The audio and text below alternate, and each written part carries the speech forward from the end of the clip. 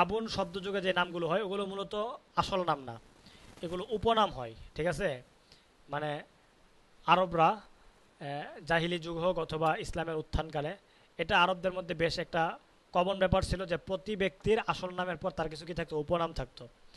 যেমন রসুল সাল্লাহ সাল্লামের এক ছেলের নাম ছিল কি কাসেম, সে জায়গা থেকে রসুলকে বলা হতো কি আবুল কাসেম, তাই না?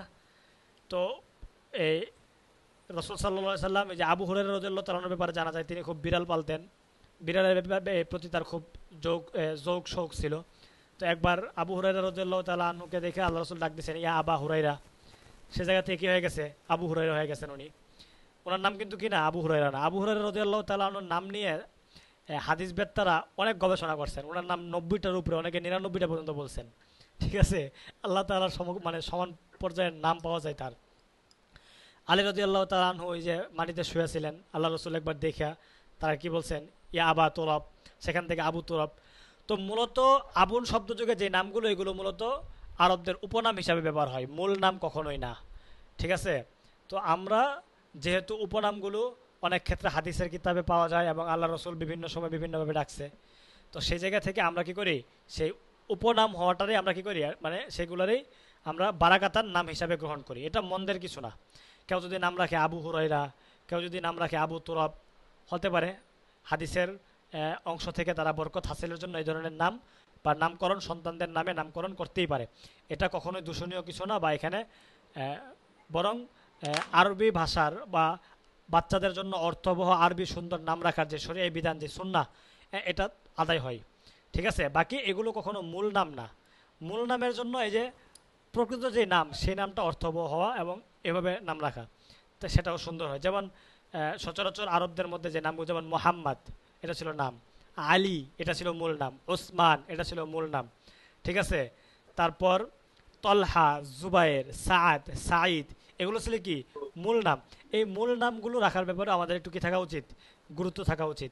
মোহাম্মদ, আহমাদ, হ্যাঁ এই জাতীয় যে এক নাম সপ্তাহ। এক শব্দে, হ্যাঁ যে নামগুলো, হ্যাঁ। হ্যাঁ যেমন আমার নাম কি সাইফ, সাইফুল ইসলাম, তাই না? এগুলো মূল নাম, সাইফ এটাও নাম হয়। বাকি এটা এককভাবে মানে কখনো পূর্ণ অর্থবহ নাম না, এখানে মুজব মুজব এরাই মিলে অর্থবহ নাম। বাকি ওই আবু তুরাব, আবু হুরাইরা বা এই জাতীয় যে নামগুলো, এগুলো মানে মুজব মুজব ইলাই মিলেও কখনো সুন্দর অর্থবহ নাম না, এগুলো ওই উপনাম হিসাবে আসছে, সেই জায়গা থেকে হাদিসের বারাকাতার সেই নামগুলো রাখা হয়। এই জন্য আমাদের উচিত উপনামগুলো না রাখা, সরাসরি নাম। যেমন হাদিসে বলা হয়েছে যে আল্লাহ তাআলার কাছে সবচেয়ে সুন্দর বা প্রিয় নাম কোনটা, আব্দুল্লাহ। দেখেন এটাও কিন্তু মুজব মুজব ইলাই যুগে। ঠিক আছে, আব্দুল বান্দা, আল্লাহ মানে তো আল্লাহ, আল্লাহর বান্দা, মুজব মুজব ইলাই যুগে এই নাম। এই জন্য একক মুফরদ যে নাম সেগুলোও সুন্দর নাম, অর্থবহ আরবি নাম রাখা যেতে পারে। মুজব মুজব ইলাই এর যুগে যে নামগুলো আসে, আমার নাম যেটা সাইফুল ইসলাম, এই নামগুলো অর্থবহ নাম, এগুলো রাখা যেতে পারে। ঠিক আছে, অনেক ক্ষেত্রে মুজব মুজব ইলাই ছাড়াও মুরাক্কাবে বেনাই বা মানাসরফ বলা হয়ে থাকে। যেমন ইয়াসিন আরাফাত, তারপর ধরেন আমরা বললাম হুসাইন আহমদ, এই জাতীয় নামগুলোও কি সুন্দর অর্থবহ নাম, এগুলোও নাম রাখা যেতে পারে। ঠিক আছে, এই জন্য নামের ক্ষেত্রে এই ব্যাপারগুলোকে সর্বাধিক প্রাধান্য দেওয়া, এটা হলো মানে সবচাইতে এবং সবার আগে গুরুত্ব পাওয়ার হকদার বা হক রাখে। এরপরে যে উপনামগুলো আছে এগুলো পরবর্তী ধাপ। বাকি উপনামগুলো কখনো সরাসরি নাম না হওয়াটাও ভালো।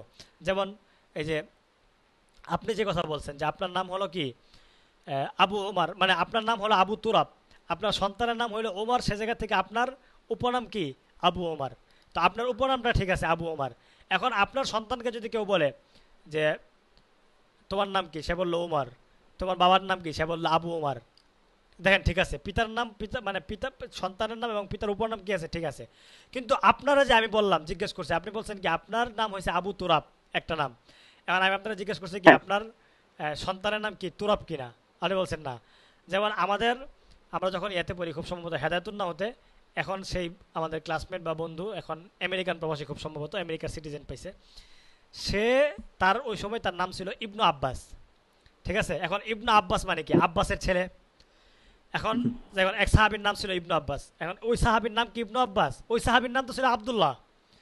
ইবনু আব্বাস মানে তিনি আব্বাসের ছেলে, আব্বাস রাদিয়াল্লাহু তাআলা আনহুর ছেলে ছিলেন। তো আমাদের উস্তাদ মানে হাজিরা ডাকতেছিলেন, নাম ডাকতেছিলেন। তো হাজিরার সময় তিনি বলতেছিলেন যে তোদের অনেকের নাম আসে এমন নাম যে নামগুলো আসলে সুন্দর অর্থবহ নাম না।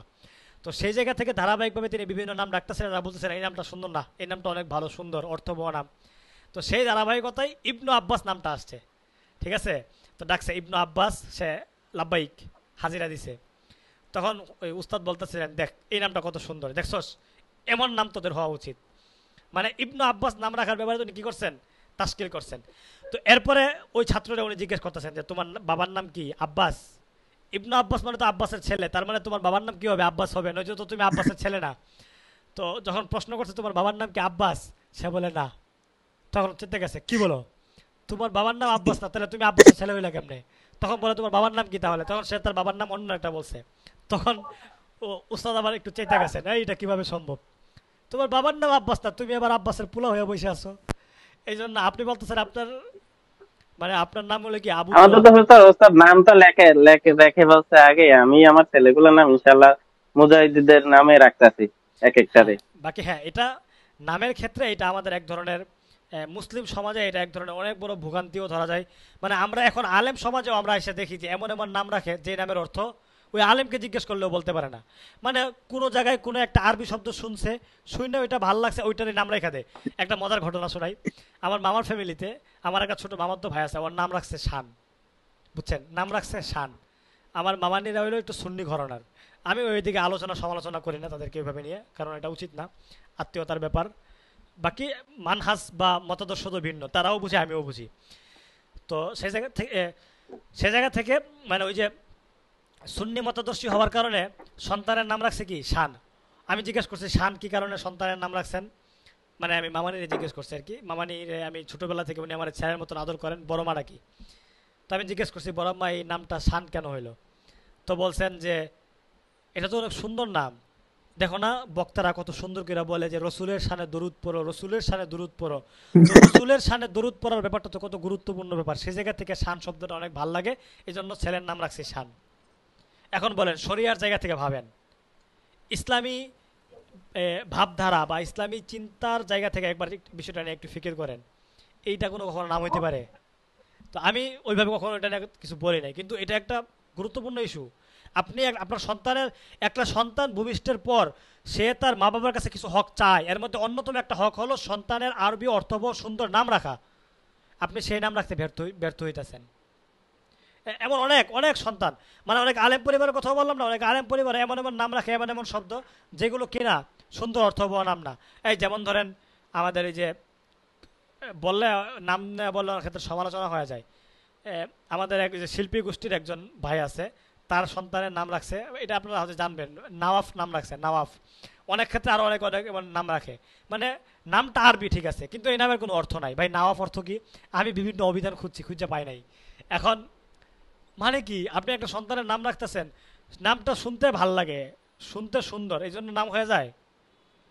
এখন ধরেন আমাদের দেশের দেশের এখন প্রজনন শেষ শেষ করি শেষ রাখা। করি শেষ করি হিফসখানায় থাকতে আমি একবার শুনছিলাম যে আহ, ইয়ে আমাদের হুজুরে বলছিলেন একবার, হেফসখানার উস্তাদ, যে এক লোক কোরআনের কিছু আয়াত ভাল লাগে, অনেক সময় কোরআন তেলাওয়াত করে, কোরআনের আয়াত ভাল লাগে এই জন্য ছেলের নাম রাখে। এমন যেমন কোরআনের আয়াত, মানে কোরআন তেলাওয়াত করতে করতে সে একটা আয়াত পাইছে, মিম মানি ই ইউমনা, এখন সে তার সন্তানের নাম রাখছে, হ্যাঁ, মানি ই ইউমনা। কোন দেখি এটা কোনো নাম হইলো? সন্তানের নাম রাখছে সিজ্জিন, শব্দটা ভাল লাগছে, সন্তানের নাম রাখছে ইল্লিয়িন। ভাই মানে এগুলো কি নাম নাকি? আপনার নাম তো আপনি আগে বুঝেন, আপনি না জানলে যিনি জানে এমন একজন আলেমের শরণাপন্ন হন। তো আমাদের ওই উস্তাদ হেফসখানার হুজুর আমাদেরকে তখন বলছিলেন আর কি, যে তুই এক কাজ কর, তুই তোর পুরার নাম রাখ আজরাইল। তো কোরআনে, তো হুজুর আবার বলছিলেন যে কোরআনে আসলেই যে কোনো নামটা রেখা দিত, ব্যাপারটা তো এমন না। ফেরাউনের নাম কোরআনে আসছে, এখন কারো যদি ফেরাউন নামটা ভাল লাগে, ফিরে আউ না, সে যদি তার পুরার নাম রাখে ফিরে আউ না, ব্যাপারটা মানে চটকদার হয়ে যাবে না? এই জন্য মানে এটা এটা বুঝতে হবে, একটা সন্তান পৃথিবীর বুকে আসছে মানে ওই সন্তানের সুন্দর অর্থবহ নাম রাখা কি পিতামাতার মানে সবার আগে একটা দায়িত্বের মধ্যে পড়ে। ডান কানে আজান, বাম কানে ইকামত দেওয়া যেমন সবার আগে মানে এটা একটা দায়িত্ব, এরপরের মানে 7 দিনের মধ্যে যে কাজগুলো আসে সেটা হলো সুন্দর নাম রাখা, আকিকা দেওয়া। এই জন্য মা বাপ, আজকাল মুসলিম সমাজের মা বাবারা এই দায়িত্ব পালনে পর্যাপ্ত পরিমাণ ব্যর্থ। আপনি যান ভাই এদেশের বর্তমান অনেক আলেম সমাজগুলোতে ঘুরেন, দেখেন আলেম সমাজ তাদের সন্তানদের কি নাম রাখতেছে, দেখেন আল্লাহ মাফ করুন, আল্লাহ আমাদেরকে এই জায়গাটায় তৌফিক দিক।